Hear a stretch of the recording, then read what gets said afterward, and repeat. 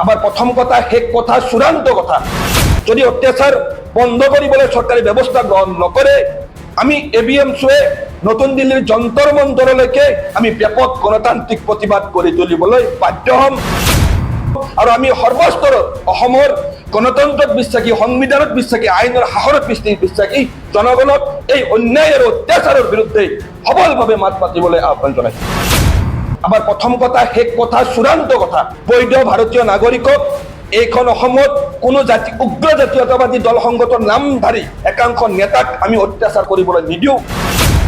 যোৱা 24 আগষ্ট তাৰিখে এটা ভিডিঅ' সামাজিক মাধ্যমত ভাইৰেল হৈ পৰিল সেই ভিডিঅ'টোত আমি দেখিবলৈ পালো একাংশ সংখ্যালঘু মুছলমান সম্প্ৰদায়ক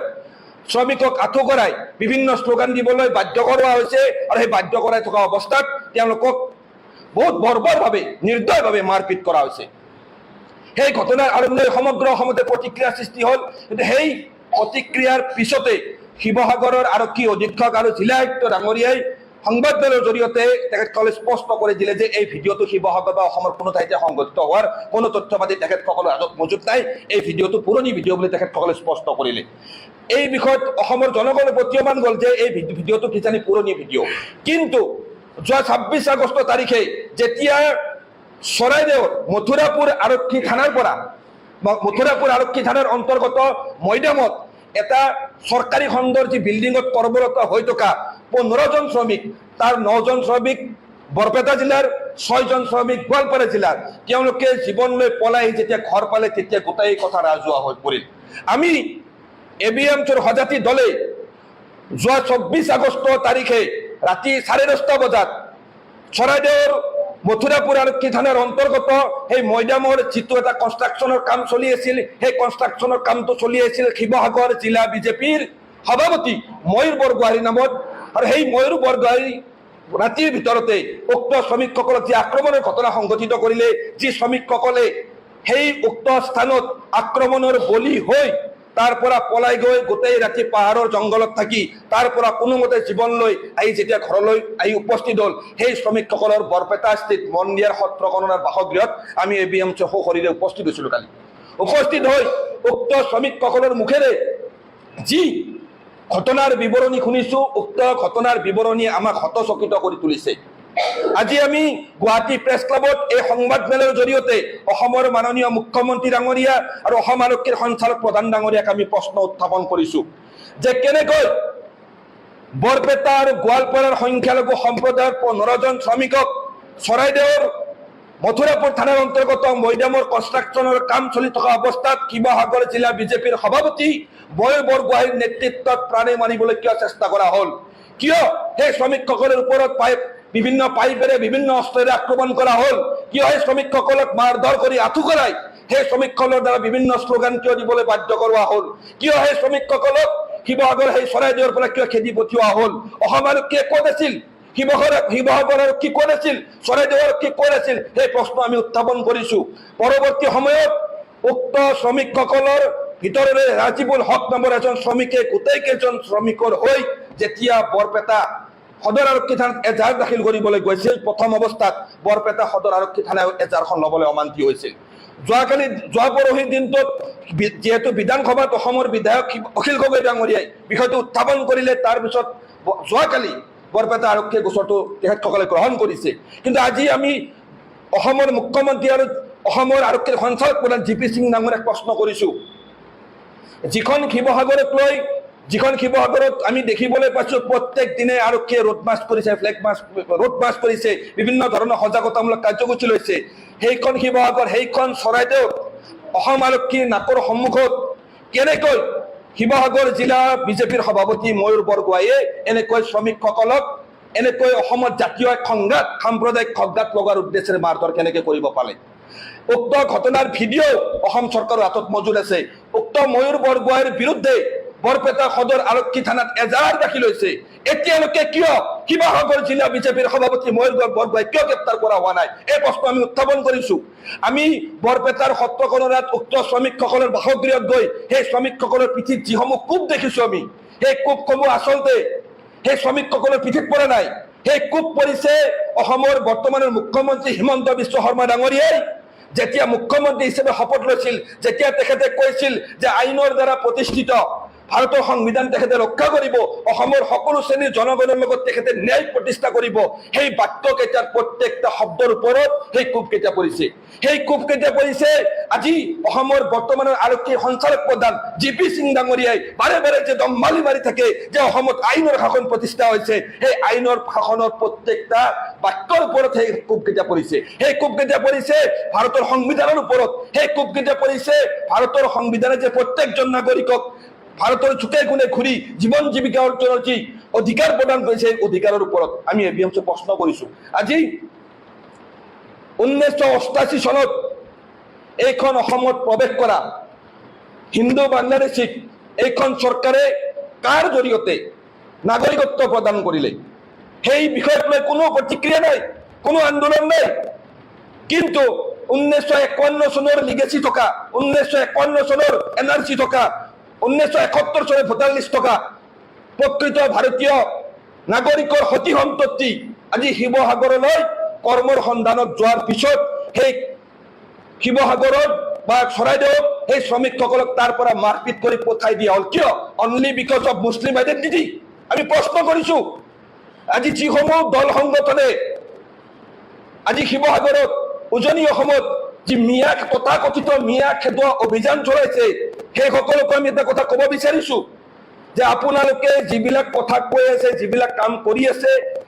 এই কথা ইতিমধ্যে অসমৰ শুভবুদ্ধি থকা প্ৰত্যেকজন মানুহে বুজিছে যে সম্পূৰ্ণভাৱে এক ৰাজনৈতিক উদ্দেশ্য প্ৰণোদিতভাৱে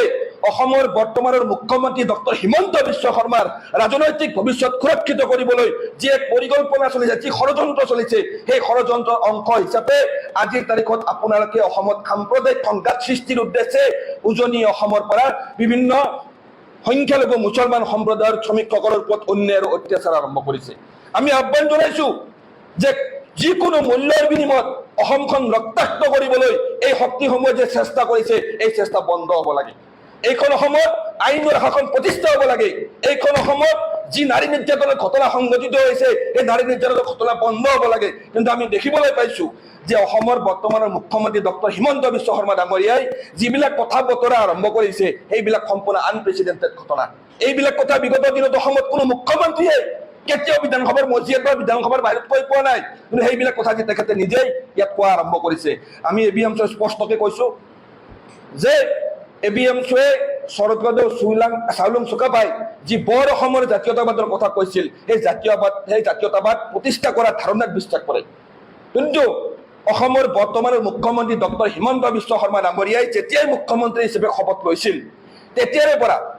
তেখেতে এটা নেৰেটিভ তৈয়াৰ কৰিব বিচাৰিছিল যে অসমৰ মুছলমানসকল বা অসমৰ সংখ্যালঘু সম্প্ৰদায়টো অসমৰ জাতীয় জীৱনৰ প্ৰতি ভাবুকি। আৰু এই বিষয়টোক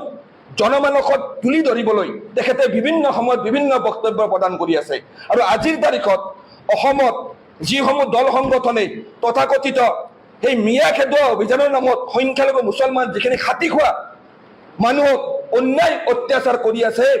সেই অন্যায় অত্যাচাৰ ডক্টৰ হিমন্ত বিশ্ব শৰ্মা ডাঙৰীয়াক 2026 চনত পুনৰাই অসমৰ মুখ্যমন্ত্ৰী হিচাপে প্ৰতিষ্ঠা কৰাৰ যি ষড়যন্ত্ৰ, সেই পৰিকল্পনাৰ এটা অংশ। আজি তাত সহজ টাৰ্গেট হিচাপে বাছি লোৱা হৈছে অসমৰ সংখ্যালঘু মুছলমানসকলক। আজি সংখ্যালঘু মুছলমানসকলৰ ভয় দেখুৱাই সংখ্যালঘু মুছলমানসকলৰ বিৰুদ্ধে বিভিন্ন ধৰণৰ বিদ্বেষ তৈয়াৰ কৰি সমগ্ৰ অসমৰ পৰিৱেশটো আজি ভয়াৱহ এক পৰিৱেশ সৃষ্টি কৰিবলৈ এইখন চৰকাৰে চেষ্টা কৰি আছে। আৰু এই ঘটনা বন্ধ হ'ব লাগে। আমি ABMCয়ে স্পষ্টভাৱে এই ঘটনাৰ প্ৰতিবাদ কৰিছো। অসমত সৰ্বস্তৰৰ জনগণক আমি আইন শৃংখলা বজাই ৰখাত